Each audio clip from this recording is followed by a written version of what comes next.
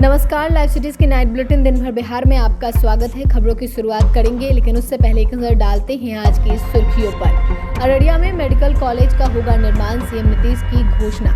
JDU का बड़ा action, Manipur के प्रदेश अध्यक्ष को हटाया। महागठबंधन सरकार बनने पर शराबबंदी पर तेजस्वी का ऐलान। एनडीए छोड़ने की अटकलों पर मांझी का बड़ा बयान। तेजस्वी और केजरीवाल पर नित्यानंद राय का बड़ा हमला। बीजेपी ऑफिस के सामने बीपीएससी अभ्यर्थियों का प्रदर्शन। दही गोप हत्याकांड मामले में पुलिस को बड़ी सफलता। पटना में 2 चर्चित कारोबारी के ठिकानों पर छापा। गणतंत्र दिवस समारोह में गड़बड़ी करने वालों पर होगी कार्रवाई। बिहार में ठंड का डबल अटैक, घने कोहरे को लेकर अलर्ट। अब खबरें विस्तार से।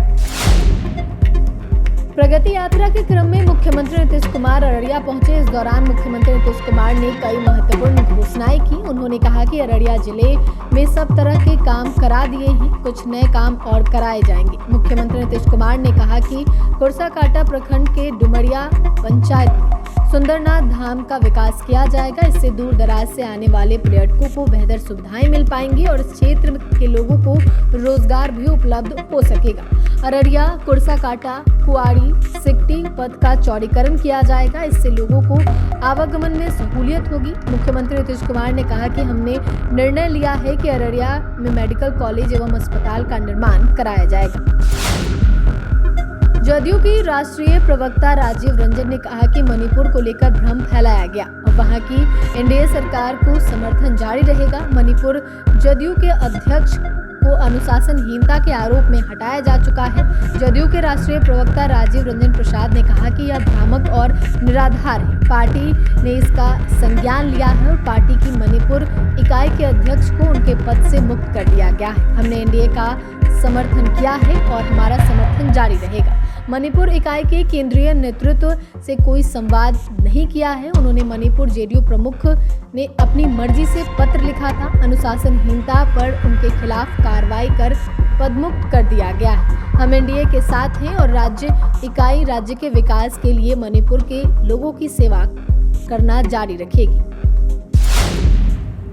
आरा में कार्यकर्ता दर्शन और नारी शक्ति संवाद कार्यक्रम के तहत नेता प्रतिपक्ष तेजस्वी यादव पहुंचे, जहां तेजस्वी ने स्थानीय परिसदन में प्रेस वार्ता को संबोधित किया। इस दौरान तेजस्वी यादव बिहार की मौजूदा एनडीए सरकार और मुख्यमंत्री नीतीश कुमार के खिलाफ जमकर हमलावर हुई।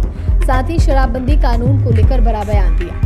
जब भी जहरीली शराब से मौत होती है तो प्रशासन मौत के आंकड़ों को छुपाने में लगी रहती है। कार्रवाई के नाम पर सिर्फ लीपापोती होती है। जब पत्रकारों ने तेजस्वी से उनकी सरकार में आने पर शराबबंदी को शुरू करने का सवाल पूछा, उन्होंने कहा कि इस पर समीक्षा होगी और आगे जो निर्णय होगा उसे बताया जाएगा। लॉ एंड ऑर्डर का क्रिमिनल डिसऑर्डर हो गया है।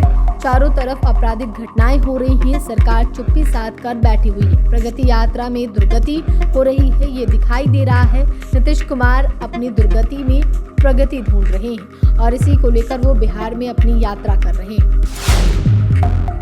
हम के राष्ट्रीय अध्यक्ष और केंद्रीय मंत्री जीतन राम मांझी पिछले कुछ दिनों से चर्चा में हैं। मांझी के बयान को लेकर सियासी चर्चा छिड़ गई है कि क्या हम के राष्ट्रीय अध्यक्ष मोदी कैबिनेट से अलग हो जाएंगे। मांझी की नाराजगी और मोदी कैबिनेट छोड़ने की अटकलों पर खुद हम प्रमुख ने सफाई दी है। उन्होंने कहा कि वो मरते दम तक प्रधानमंत्री नरेंद्र मोदी का साथ नहीं छोड़ेंगे। उन्होंने कहा कि हम लोगों की कोई नाराजगी नहीं है, हम गरीब हो सकते हैं, बेईमान नहीं, जब तक हैं एनडीए में ही रहेंगे। वहीं मंत्री प्रेम कुमार ने कहा कि मांझी जी हमारे साथ हैं और आगे भी रहेंगे।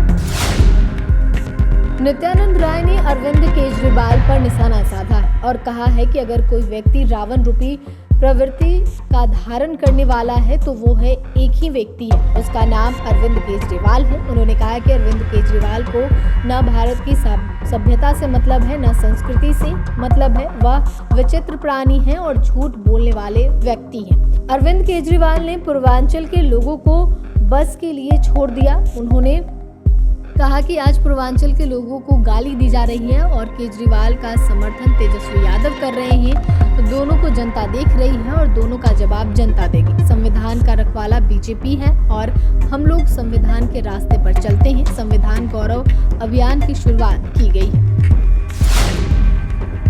पटना में बीजेपी ऑफिस के सामने बीपीएससी अभ्यर्थियों ने जमकर नारेबाजी की। हंगामे की सूचना पर पुलिस मौके पर पहुंची और कुछ अभ्यर्थियों को डिटेन किया।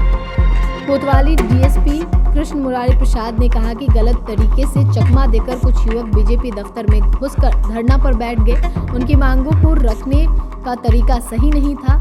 इस बीच बीपीएससी अभ्यर्थी और पुलिस के बीच धक्का मुक्की हुई। बीपीएससी अभ्यर्थियों ने साफ कहा कि जब तक हमारी मांगे पूरी नहीं होगी हम धरने पर बैठे रहेंगे। पुलिस ने समझाने बुझाने का प्रयास किया लेकिन अभ्यर्थी नहीं माने और जमकर हंगामा किया, जिसके बाद पुलिस ने सबको खदेड़ दिया। दानापुर के चर्चित दही गोप हत्याकांड मामले में पुलिस को बड़ी सफलता मिली है। महाराष्ट्र के नागपुर से 2 और अपराधी को गिरफ्तार किया गया है। बताया जा रहा है कि इसने गोली चलाई थी। वर्चस्व की लड़ाई में घटना को अंजाम दिया गया था। अन्य लोगों की गिरफ्तारी के लिए छापेमारी जारी है। राहुल और शुभम पर कई थानों में मामले दर्ज हैं। ये दोनों कई हत्याकांड में शामिल हैं। अब तक मामले में 4 अपराधी गिरफ्तार हुए हैं। 21 दिसंबर को पोठिया बाजार में घटना हुई थी। राजधानी पटना में इनकम टैक्स की छापेमारी हुई।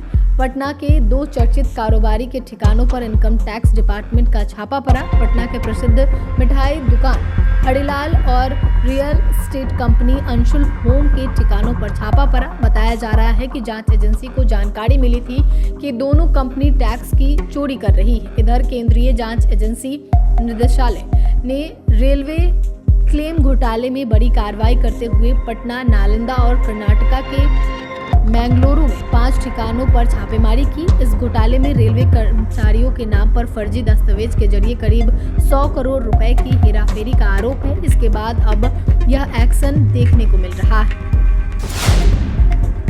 गणतंत्र दिवस समारोह के अवसर पर सुरक्षा व्यवस्था के लिए बिहार पुलिस द्वारा विशेष तैयारी की गई है। बिहार पुलिस ने बताया कि 26 जनवरी को गणतंत्र दिवस के अवसर पर राज्य के सभी जिलों में कई स्थानों पर विशेष समारोह आयोजित किए जाने हैं। इन समारोहों में जनप्रतिनिधियों एवं गणमान्य व्यक्ति सहित काफी अधिक संख्या में आम नागरिक भी उपस्थित होते हैं। गणतंत्र दिवस के इन समारोहों के सुरक्षित आयोजन को लेकर बिहार पुलिस सजग है। बिहार में ठंड का डबल अटैक देखने को मिल रहा है। घने कोहरे के बीच पछुआ हवा अभी और कहर बढ़ पाएगी। मौसम विभाग ने कहा कि बिहार में अभी भी ठंड बाकी है। अगले 2 दिनों में राज्य के न्यूनतम तापमान में 2 से 3 डिग्री की गिरावट आने की संभावना है। वहीं अभी ठंड से राहत मिलने की संभावना नहीं है। मौसम विभाग ने अगले 2 दिनों तक राज्य के कई जिलों में ठंड और घने कोहरे को लेकर अलर्ट जारी किया है। इसके अंतर्गत दृश्यता में कमी होने से लोगों को सावधानी से वाहन चलाने के लिए हिदायत दी जा रही है। मौसम विज्ञान केंद्र पटना की तरफ से जारी पूर्वानुमान की माने तो बिहार के सभी जिलों में अगले 3 दिनों तक मध्यम से लेकर घना कुहासा छाए रहने की संभावना है।